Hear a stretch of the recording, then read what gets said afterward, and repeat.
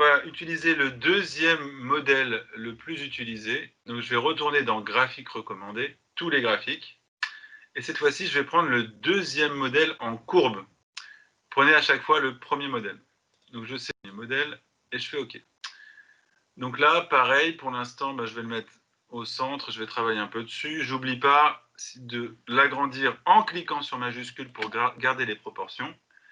Et on va aussi essayer de le personnaliser. Donc encore une fois, dans disposition, vous avez les anciens modèles. On va changer le jeu de couleurs. On va prendre ça par exemple. Et ensuite, vous choisissez un style. Alors, dans le choix des styles, non, justement, je vais vous montrer comment rajouter vous-même les étiquettes. Donc là, vous allez prendre un modèle sans étiquette. Donc prenez ce que vous voulez comme modèle, mais prenez un modèle sans étiquette. Donc moi, je vais prendre celui-là, tiens, pour changer, avec un fond gris, gris foncé. Et encore une fois, j'aimerais le personnaliser. Vous allez voir, vous n'avez jamais toutes les informations voulues. Il va falloir forcément les personnaliser. D'abord, on va donner sa définition. À quoi sert ce graphique? Qu'est-ce qu'il me permet de faire? Qu'est-ce que je vois, en fait, pour chaque courbe? Ça me permet de voir l'évolution dans le temps. Si j'interprète là ce que je suis en train de voir, je vois que Peacock n'a fait que progresser au cours du premier trimestre. Je vois que Suyama a progressé puis a chuté dans le nombre de ses ventes.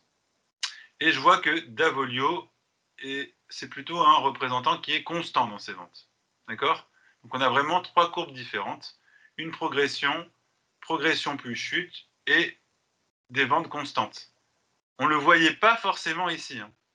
D'accord? C'est pour ça que c'est important. Et je peux plus ou moins comparer là. Oui, on peut, hein, plus ou moins comparer, on voit. Hein. Mais c'est quand même beaucoup plus parlant ici pour comparer. Et ici, on voit beaucoup mieux l'évolution dans le temps des ventes. Donc, on va lui donner un titre, justement.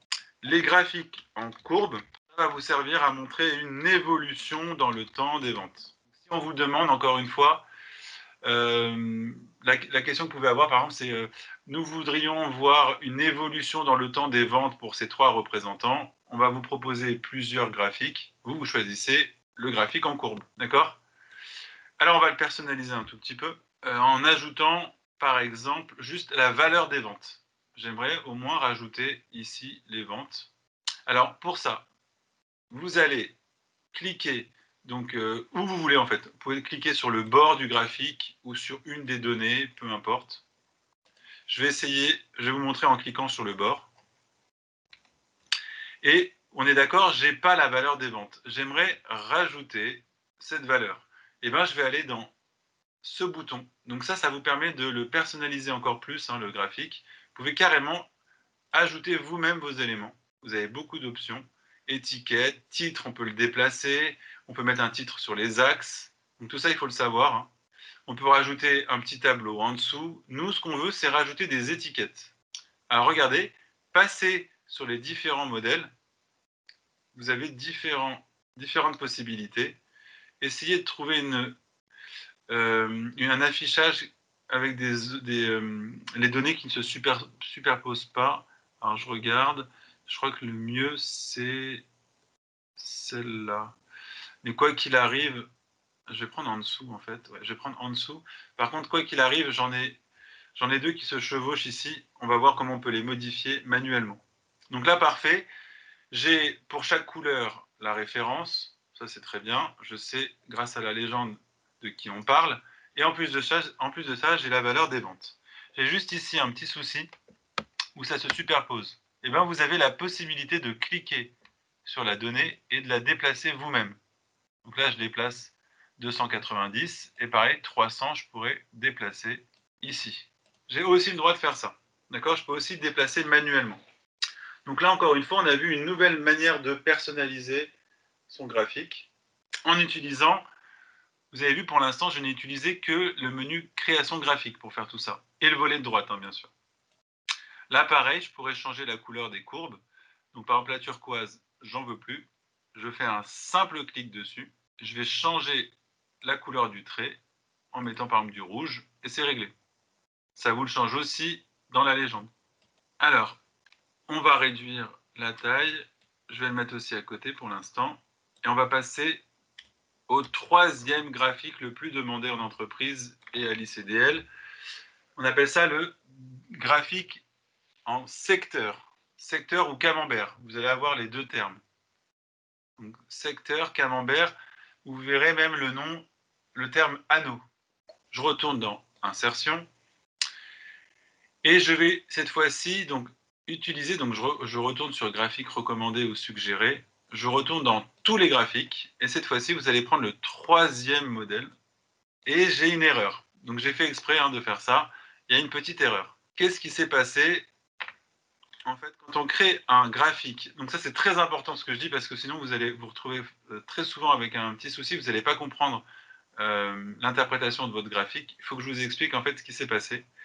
Quand on crée un graphique en secteur, ça va vous interpréter seulement la première ligne de votre tableau. D'accord?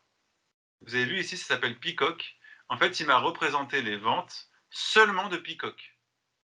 Donc, avec un camembert ou un diagramme en secteur, je ne peux pas représenter les trois individus. Je vais d'abord vous montrer une première méthode que je n'aime pas trop, mais je suis obligé de vous la montrer parce que ça me permet de vous montrer une grande partie des options à connaître.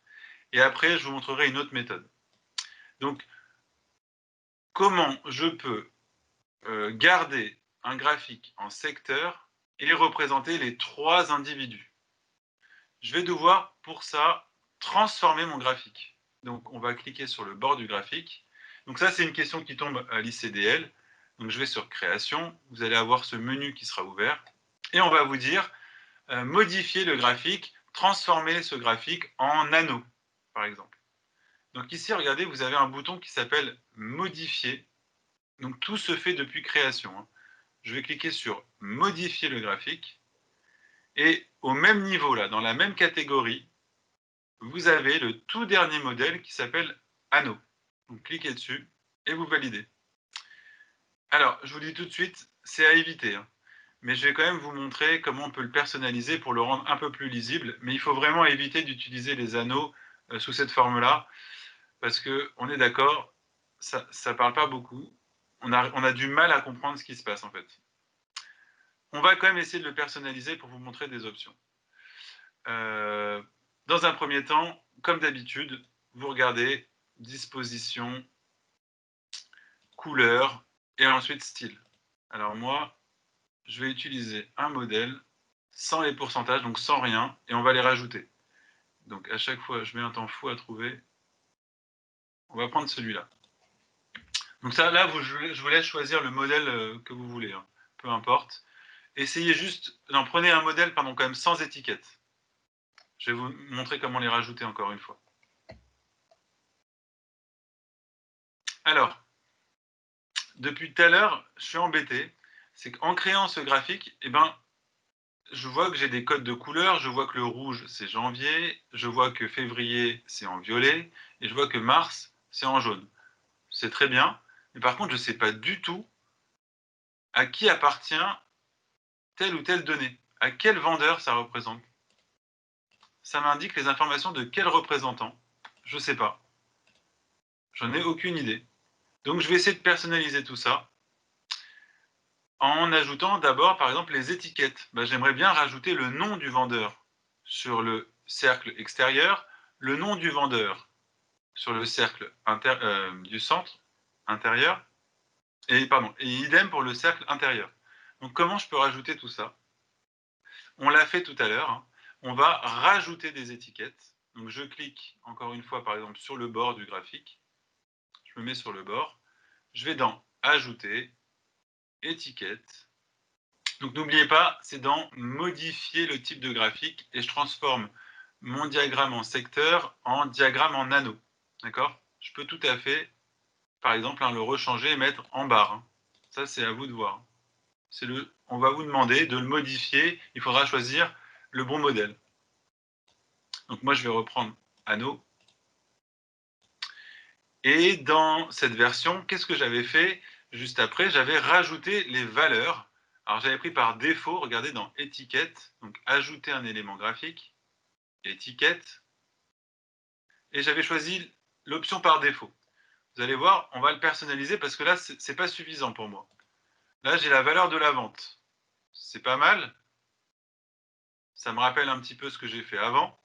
mais il me manque des infos. J'aimerais rajouter le nom de l'employé et je vais vous rajouter une nouvelle option aussi qui est très importante, qui est propre au secteur ou aux anneaux. Donc, comment on fait ça? D'abord, pour l'instant, j'ai choisi un modèle par défaut. Je vais cliquer sur l'étiquette de l'anneau extérieur. Vous cliquez sur l'étiquette, pour l'instant, de l'anneau extérieur. Ça vous sélectionne, n'oubliez pas, un simple clic, ça va me sélectionner seulement les étiquettes de l'anneau extérieur. Et ici, donc attention, très très important, vous avez donc différents boutons ici. Vous allez sur le dernier, option, ensuite option d'étiquette. Et je veux rajouter le nom de l'employé, donc je vais rajouter nom de série, donc c'est les lignes ici. Et je vais rajouter, alors c'est une option qui est propre au secteur et aux anneaux, vous pouvez automatiquement, avec ce modèle, créer des pourcentages. Vous avez la valeur des pourcentages. Et maintenant qu'on a ça, vous devez, je pense, pouvoir me dire à quoi servent les graphiques en anneaux grâce à ces pourcentages. Mais avant ça, on va juste mettre un séparateur nouvelle ligne, c'est quand même plus lisible. Et je vais faire la même chose pour les trois modèles, pour les deux autres anneaux, pardon. Nom de série, pourcentage, séparateur, nouvelle ligne.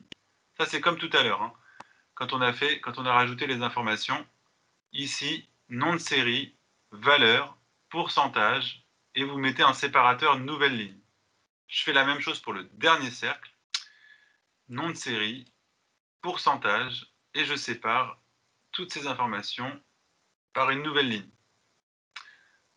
Ok, c'est pas mal. Mais je répète, ça reste illisible. Vous voyez, on ne voit pas très bien les informations, elles se superposent. Je vais vous dire la vérité, quand on présente ce genre de graphique à des managers ou à des clients, vous passez plus de temps à essayer d'expliquer le diagramme que de parler de l'essentiel, c'est-à-dire les parts de marché et les données. Alors, on n'a pas donné de titre. Pourquoi? Parce que je ne vous ai pas encore défini ce graphique. Regardez, maintenant qu'on voit, on a les pourcentages. Vous devez comprendre une chose. Dès que vous avez des pourcentages, ça me permet de connaître la part de marché. Ici, on a des ventes, donc on a une part de marché des ventes. Donc maintenant, on peut lui donner un titre qu'on va retourner dans Ajouter un élément graphique et on va donner un titre qu'on va placer au-dessus, par exemple, et je vais l'appeler donc. Alors, je vais mettre le nom, vraiment le terme générique, c'est secteur ou camembert. Et ça me permet de répartir les données. Donc, répartition, ça c'est la définition à connaître. C'est un graphique de répartition. Je vais vous rajouter pour que vous vous rappeliez. Pourquoi? Parce que ça vous fait le calcul des pourcentages. D'accord? C'est le seul graphique, donc que ce soit secteur ou anneau, c'est les seuls graphiques qui vous permettent de calculer automatiquement le pourcentage de chaque donnée. Très très important. Et je vous dis, c'est le graphique le plus demandé en entreprise.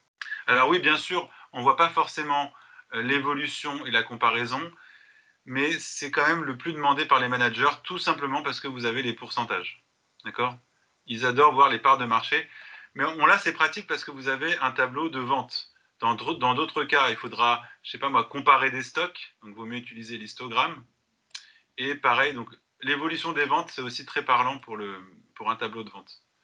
Donc, en tout cas, très important, vous avez vu les trois graphiques les plus demandés. Je vous ai dit, j'aime pas trop cette méthode. Je trouve ça illisible. Vous voyez, c'est compliqué à interpréter. Donc, on va utiliser une troisième méthode, mais vous allez devoir créer votre modèle. Donc, je vais vous montrer comment on va le faire. On va vraiment le créer de A à Z, le modèle. Et donc, on va le faire ensemble. Pour ça, on va travailler sur une autre feuille, parce que là, on commence à surcharger la feuille. Donc là, rappelez-vous, j'en ai fini avec la partie ICDL. C'est ce qu'on va vous demander à l'ICDL. Connaître la définition de ces trois graphiques, savoir modifier et ajouter des informations. Donc, modifier, ça sera dans le volet de droite. Ajouter, ça sera sur ce bouton-là. N'oubliez pas, vous avez différents modèles aussi, par défaut, et vous avez la possibilité de modifier un graphique existant. Donc ça, j'en ai fini pour la partie ICDL.